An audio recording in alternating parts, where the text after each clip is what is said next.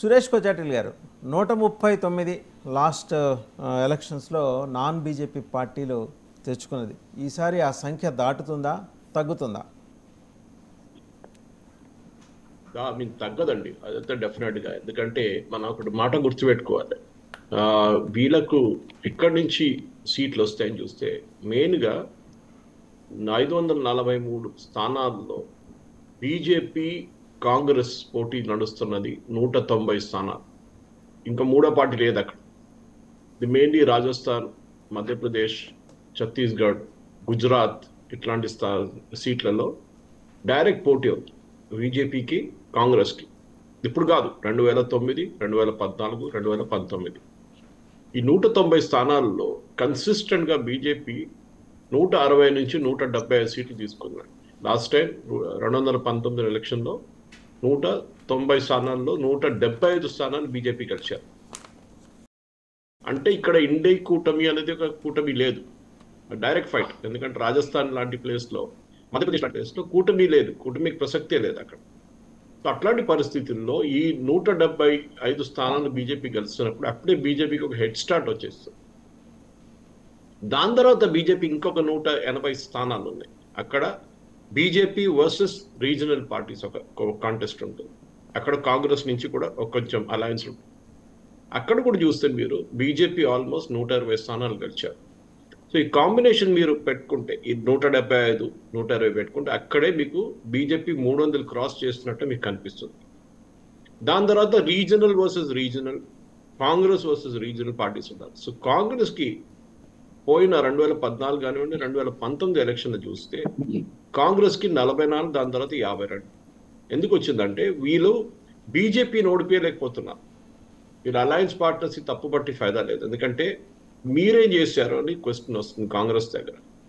కాంగ్రెస్ ఈ సీట్లు గెలవకపోయినప్పుడు దాకా ఈ 175 స్థానాలు బీజేపీ గెలుస్తూనే వస్తుంది. ఇంకోటి, ఈ 175 స్థానాల్లో బీజేపీ కాంగ్రెస్కి మార్జిన్, ఓట్ మార్జిన్ ఉన్నది 20%. 20% అంటే ఎలక్షన్ చాలా పెద్ద. దాంట్లో 145 నుంచి 155 స్థానాలు బీజేపీ 55% ఓట్ల కన్నా, అంటే వాళ్ళ ఓట్ పర్సంటేజ్ ఉంది వాళ్ళకి. అప్పుడు ఆలోచించి ఆ డామినెన్స్ వాళ్ళకి. ఇప్పుడు గుజరాత్ లాంటి స్టేట్ అక్కడ వైపౌట్, కాంగ్రెస్ అసలు లేదు, కాంగ్రెస్ ప్రెసిడెంటే బీజేపీలో ఉన్నాడు. అట్లాంటి ఇప్పుడు రాజస్థాన్ చూశారు, రాజస్థాన్, మధ్యప్రదేశ్ చూస్తున్నారు. లాస్ట్ ఎలక్షన్లో అసెంబ్లీ ఎలక్షన్ ఓడిపోయిన బీజేపీ మధ్యప్రదేశ్ కానివ్వండి, రాజస్థాన్ కానివ్వండి, ఛత్తీస్గఢ్ కానివ్వండి, మీరు ఛత్తీస్గఢ్ పక్కన పెడితే Rajasthan and Madhya Pradesh BJP completely wipe out చేసుకుని తీసుకెళ్ళిపోయారు. మధ్యప్రదేశ్ ఒకటే సీట్ మిగిలింది, వాళ్ళు మన కమల్నాథ్ కొడుకు గెలిచారు అక్కడి నుంచి. ఇట్లాంటి పరిస్థితుల్లో కాంగ్రెస్కి ఎక్కడుంది? ఇప్పుడు యూపీ తీసుకోండి మీరు. పోయినసారి 80 సీట్లు ఉన్నాయి యూపీ, ముందు 85 ఉండే. ఉత్తరాఖండ్ స్ప్లిట్ అయిన తర్వాత 80 సీట్లు ఉన్నాయి బీజేపీ ఇప్పుడు యూపీలో. దీంట్లో ఈసారి పొత్తు ఎవరిది? సమాజ్వాదీ పార్టీ కాంగ్రెస్కి. కాంగ్రెస్ కన్సిస్టెంట్గా లాస్ట్ 3 ఎలక్షన్లో యూపీలో 3 నుంచి 4%, 5% వాళ్ళ ఓట్ పర్సంటేజ్. మీరు ఏం తీసుకొస్తున్నారు? What are you bringing to the table అంటారు ఇంగ్లీష్లో. సమాజ్వాదీ పార్టీకి వాళ్ళకి ఓట్ పర్సంటేజ్ ఉంది కొన్ని, అది మైనారిటీ డామినేటెడ్ కాన్స్టిట్యున్సీస్లో అక్కడ వాళ్ళకి ఓట్ పర్సంటేజ్ ఉంది. కానీ పోయిన ఎలక్షన్లో, 2019 ఎలక్షన్లో మాయావతి గారు పోటీ చేశారు అలయన్స్లో. ఆమె 12 నుంచి 16% ఓట్ పర్సంటేజ్ తీసుకొచ్చిందండి. దానికోసం వాళ్ళకు కొన్ని డబుల్ డిజిట్ ఫిగర్ సీట్లు వచ్చినాయి యూపీలో లాస్ట్ టైం. ఈసారి అది కూడా రాదు, సింగిల్ డిజిట్లో ఉండిపోతుంది. అది ఇంకో డేంజర్ కాంగ్రెస్కి. ఎందుకంటే బీజేపీ 75 సీట్లు తీసుకెళ్ళిపోయింది అనుకోండి యూపీలో, అక్కడ 5 సీట్లు తగ్గిపోతుంది వాళ్ళకు. కాంగ్రెస్కు ఉన్న ఒక్కటే state they are confident of winning, అది కాంగ్రెస్ కేపబిలిటీ కాదు. ఒక పెద్ద యాంటీ ఇన్కంబెన్సీ ఉన్నది కేరళలో సిపిఎం వ్యతిరేకంగా. దాంట్లో ఏమవుతుందంటే అక్కడ ఉన్న రిలీజియస్ కాంబినేషన్ చూస్తే అక్కడ హిందువులు మైనారిటీ కేరళలో 44% ఉన్నారు వాళ్ళు. So Muslims and Indian union Muslim league northern కేరళలో ఓట్ చేస్తారు. సదర్న్ కేరళలో ఎస్పెషల్లీ క్రిస్టియన్ డామినేటెడ్ దాంట్లో కూడా కాంగ్రెస్కి సీట్లు వస్తాయి. లాస్ట్ టైం 19 సీట్లు గెలిచారు 20లో. ఒక్క సీటు సిపిఎంకి వచ్చింది లాస్ట్. అంటే యూడిఎఫ్ అని చెప్పొచ్చు. కాంగ్రెస్కి 15, మిగతా వాళ్ళ చిన్న చిన్న ముస్లిం లీగ్ అన్ని కలిపి వాళ్ళకి 19 సీట్లు వచ్చినాయి. అంటే వాళ్ళకి వచ్చిన 52 స్థానాల్లో 19 స్థానాలు కేరళ నుంచి వచ్చింది. ఇప్పుడు ఎప్పుడు చాలామంది అంటుంటారు బీజేపీకి సౌత్లో అసలు ప్రసక్తే లేదు, బీజేపీ అసలు. లాస్ట్ టైం 2019 ఎలక్షన్లో కాంగ్రెస్ గారు ఎక్కువ సీట్లు బీజేపీకి సదర్న్ ఇండియా నుంచి వచ్చిందండి. నేను ఎప్పుడు సౌత్ ఆఫ్ ఇండియా అంటాను, సౌత్ ఇండియా అన్నాను. సౌత్ ఆఫ్ ఇండియా నుంచి కాంగ్రెస్ కన్నా ఎక్కువ సీట్లు బీజేపీకి వచ్చింది. సో అట్లాంటి పరిస్థితుల్లో బీజేపీ పర్ఫామ్ చేయాలంటే బీజేపీ 303 నుంచి 320, 330, 340, నేను 370 దాకా వెళ్ళను నేను. అది జరుగుతుంది. ఎప్పుడు మనం చూసాం ఇందిరాగాంధీ అసాసినేషన్ తర్వాత రాజీవ్ గాంధీ గారు ఎలక్షన్ అప్పుడు పెట్టినప్పుడు ఆ సింపతి వేవ్లో కాంగ్రెస్కి వచ్చిన 400+ సీట్లు వచ్చినాయి కాంగ్రెస్కి. ఆ రోజు నుంచి 1984 నుంచి 30 సంవత్సరాలు అనుకోండి, ఇప్పుడు 94, 2014, 40 ఇయర్స్, 40 సంవత్సరాల్లో కాంగ్రెస్కి ఇప్పుడు దాకా దాని తర్వాత ఒక సింపుల్ మెజారిటీ కూడా రాలేదు. 40 సంవత్సరాల నుంచి కాంగ్రెస్కి, అంటే 35 పెట్టుకోండి, అంటే రాజీవ్ గాంధీ ఎండింగ్ అనుకోండి, అది 1985 నుంచి 84 నుంచి 89 దాకా.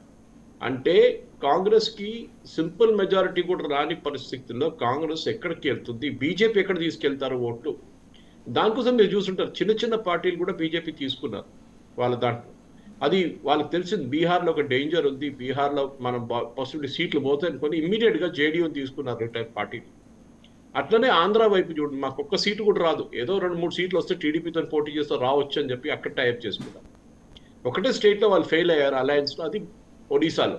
కానీ అక్కడ ప్రాబ్లం లేదు, ఎందుకంటే ఎవరు గెలిచినా కానీ బీజేపీకి సపోర్ట్. బీజేపీ కలిసి బీజేపీదే, బీజేడీ కలిస్తే బీజేపీకి వస్తుంది. అక్కడ కాంగ్రెస్కి ఛాన్సే లేదు. అక్కడ గిరిధర్ గమాంగ్ లాంటి లీడర్స్ ఉన్న తర్వాత ఏమీ లేదు అక్కడ కాంగ్రెస్కి.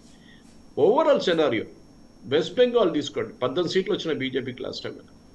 కాంగ్రెస్ ఎక్కడుందండి అక్కడ, సిపిఎం ఎక్కడున్నారు, వీళ్ళిద్దరు కలిసి పోటీ చేస్తున్నారు. త్రిపుర లాంటి స్టేట్ ఆలోచించిన ఒక టైంలో మానిక్ సర్కార్ use to lord over the place. అసలు బీజేపీకి 0 సీట్లు అక్కడ ఉండే ఒక 10-15 సంవత్సరాల ముందు. ఇప్పుడు చూడండి. సో బీజేపీ ఏం చేశారంటే కన్సిస్టెంట్గా వాళ్ళ పార్టీ మిషనరీ మెచ్చుకోవాలి. ఎందుకంటే ఐ థింక్ చాలా మంది రాశారు, దీని బుక్స్ కూడా రాశారు. ఆ బీజేపీ ఎలక్షన్ మిషనరీ చూడండి, ఈ వయసులో మోదీ గారు 70+ ఏజ్లో రోజుకి 5 ర్యాలీలు అడ్రస్ చేస్తున్నారంటే, ఆన్లైన్ అండ్ ఆఫ్లైన్ అన్నీ చేస్తున్నారు. దాని కాకుండా రాహుల్ గాంధీ ఒక ర్యాలీ అడ్రస్ చేశాడో చెప్పండి. మొన్న ఒక ర్యాలీ తీశాడు ఆయన నామినేషన్ కోసం కేరళలో, అంతే.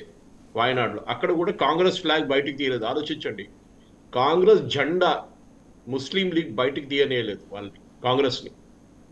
కాంగ్రెస్ జెండా మా జెండా లేకపోతే మీ జెండా కూడా లేదన్నారు. ఎందుకంటే వాళ్ళ జెండా ముస్లిం లీగ్ జెండా చూస్తే పాకిస్తాన్ ఫ్లాగ్ లాగా ఉంటుంది. లాస్ట్ టైం పెద్ద కాంట్రవర్సీ అది.